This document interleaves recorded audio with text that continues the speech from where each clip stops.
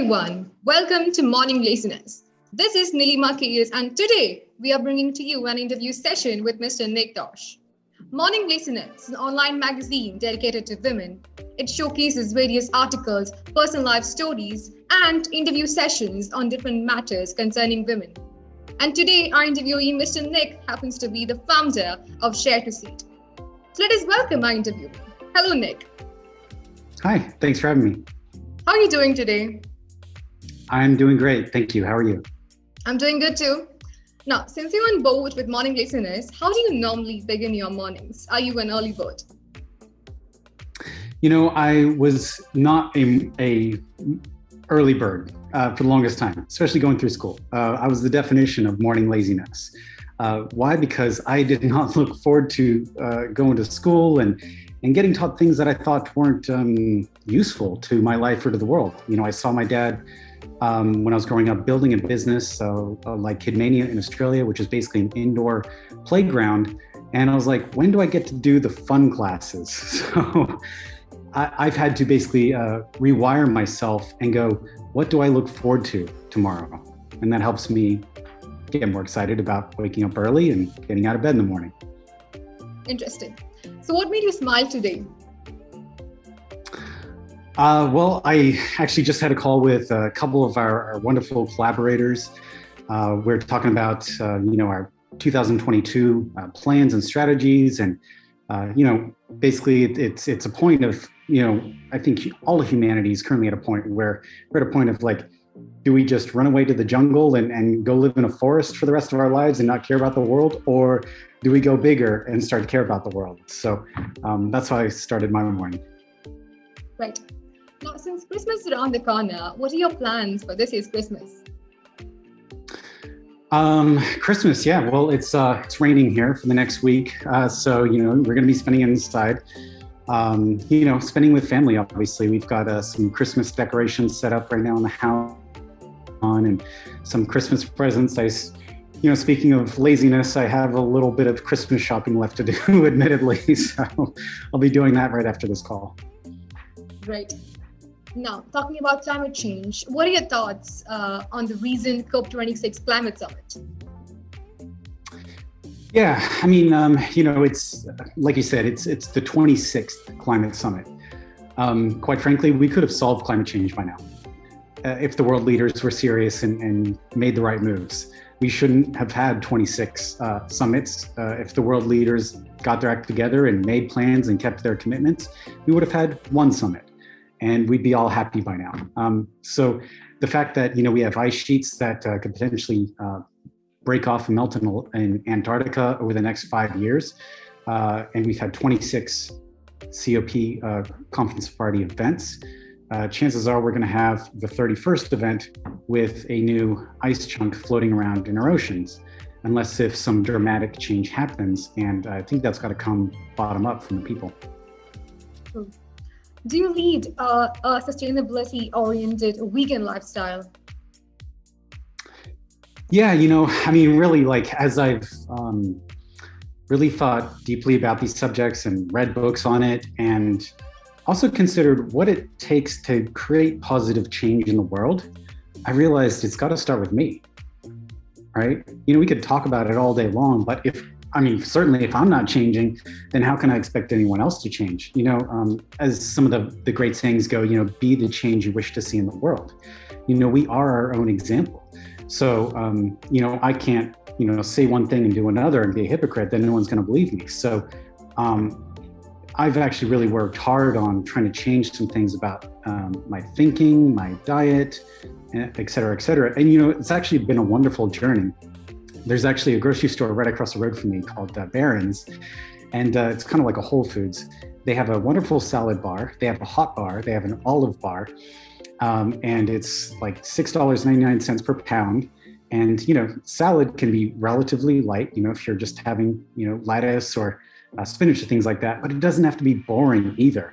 They have a whole variety. Being a salad bar, they have different salad dressings you can put on it, raisins you can put with it, different colors of vegetables, peppers, and all sorts of wonderful things. And then, if you're feeling cold and want something warm, they got that hot bar right next to it too.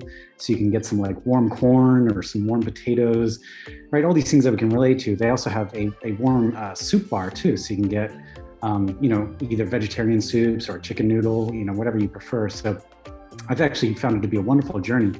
And the fruit and vegetable section, which tends to be, neglected in most grocery stores, you can get a banana for less than $1, and you can get an avocado for $1.25. Slice it open, put on a little Himalayan salt, and just scoop it out and eat it. And it's fulfilling, it's creamy, it's tasty, and it's great for our health. So I've actually enjoyed the process of, really looking at my diet and how it can change. And so hopefully that can be an example for others too. Well, I think we got slightly diverted into a food-oriented interview session. I hope we aren't tempting our audience with all these vegan food ideas. And talking about reading, yes, even I have started reading more books coming under the eco-fiction genre or more about climate change. And I think it's quite informative. You learn a lot about reading, and you intend to change your perspectives or change your lifestyle by reading more about it. For sure. And I'm truly excited for this interview since the time I saw the official website of Share to Seed. The term Ecopreneurs sounds simply brilliant. So how did you come about with this Share to Seed? With Share to Seed, so basically, I looked at where the trends were going. So I've worked in solar and I've worked in industrial energy, and the adoption rate is just remarkably slow for renewable energy. And basically, there's only about 2% adoption of electric vehicles and 2% adoption of solar. So I thought, what about the other 98% of the market? And so, what we see is people stuck at home, their energy is cooped up, they have no outlets, and sometimes they have no income. So I thought, well, how can we help those people have an online path where they can channel their energy in a positive way and get a return on their investment? So that way they can fund their sustainable lifestyle, make more sustainable choices in terms of what they buy. They're getting electric vehicles, getting solar, having healthier diets, things of that nature. So basically, I wanted to create a system that made it really simple for people to get involved. As easy as it is to, sign up to a Facebook or an Instagram, they can easily sign up to a system and start being a part of the Ecopreneur movement. Right. And it's true. I think income stands as a big pillar or a barrier between poor people and the rich, and which is also one of the reasons why they find it hard to adopt to a renewable lifestyle mode or renewable energies. Like, they're often expensive, and of course, the subsidies the government provide for fossil fuels are again supporting the latter. Now, as an ecopreneur, what are some tips that you would like to share with our women readers to join the same? Yes, really an ecopreneur is kind of an umbrella term for any business movement in a direction of a more sustainable society. So, there's people out there who are basically being an ecopreneur in all industries. So for example, you got a YouTube channel or you have a podcast and you're talking about these ecopreneur opportunities or talking about the environment and how people can get involved. In the energy industry, we see that. In the food industry, we see that. So I don't want people to necessarily think or limit their thinking to, oh, it's only about trees, or it's only about solar, or only the government can do it, or I can't do it. No, it's really about empowering the people to make choices in all areas of their life, and then also not only where they're spending their money, but also where they're investing their money. So where they're investing their money to get a return on their investment. So now they're going from a consumer to a producer. And so we want more people out there basically investing their time, money, energy, creativity into producing results that helps shift where our money, time, and attention goes towards creating a more sustainable future. Because we really have no choice. It's either we're going down a path of Earth burning up and no future, or we go down a path of where we're happy with, nature's happy with us, and we live in this harmonious relationship. Thank you for that. So, how are ecopreneurs different from the ordinary entrepreneurs in this business world of commodity?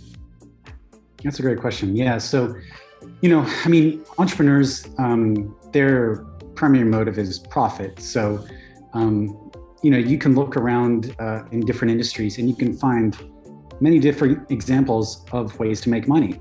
Here's an example. You can become a drug dealer, right? That's a way to make money. But is it necessarily moral? Is it ethical? Is it adding value to the world? Is it helping people's lives? And how are you going to feel about yourself at the end of the day? And, finally, do you really want, like the DEA coming after you? Right? Like people don't like it, right? So money is not necessarily like the gold standard for which we should be ascribing to spend our lives to try to attain, right?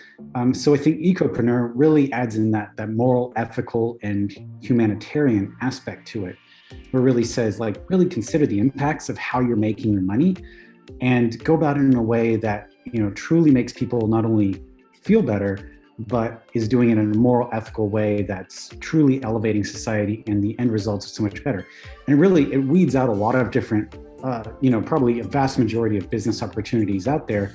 You can say, how can I go about this in a more harmonious, environmentally friendly way? Very true. No matter which profession you choose, at the end of the day, it truly matters about how you feel about yourself. Absolutely. Now, as the founder of Share to Seed, where do you see Share to Seed in the next 10 years? Well, my hope would be is on the stock exchange or something of that nature, or Fortune 500, or my ideal goal would be is to put an environmental company at the top of the map, where people can look up to it and go, I'd like to follow their example. We have children growing up and saying I don't have to no longer decide between, whether I want to help save the world and make money, where now they can say, I can do both together. Right.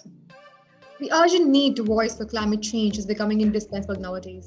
As an individual, how would you like to contribute towards society supporting a sustainability-oriented lifestyle? Yeah. So, I think that's, first of all, starts with, our work. We spend 40 hours a week or more, or 35 hours a week if you're in France, making income, right? So that's the bulk of our time. So really to me is that's why I focus Share to Seed on the income source. If we focus on the income, where we're devoting the vast majority of our time, then everything else falls into place. Because then you go home to your family, to your house, you make different choices. So if your mind all day is focused on helping educate people in terms of environmental consciousness and things of that nature, it's going to be natural to make more sustainable choices in the rest of your life. Right. What are some initiatives that you believe could bring a huge difference in combating climate change from the government side? From the government side, first of all, they got to stop subsidizing fossil fuels. And the primary anchor, just to touch on this, is the primary polluter, let's say, is the Department of Defense, for example, in the United States.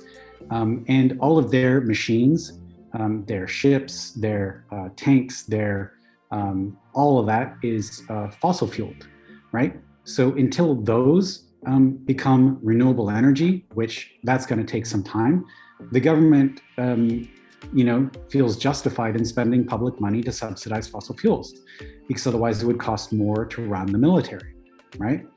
So, I think if the government were really smart, instead of financing the next more advanced weapons, why don't we finance the next more advanced defense purposes or peace purposes?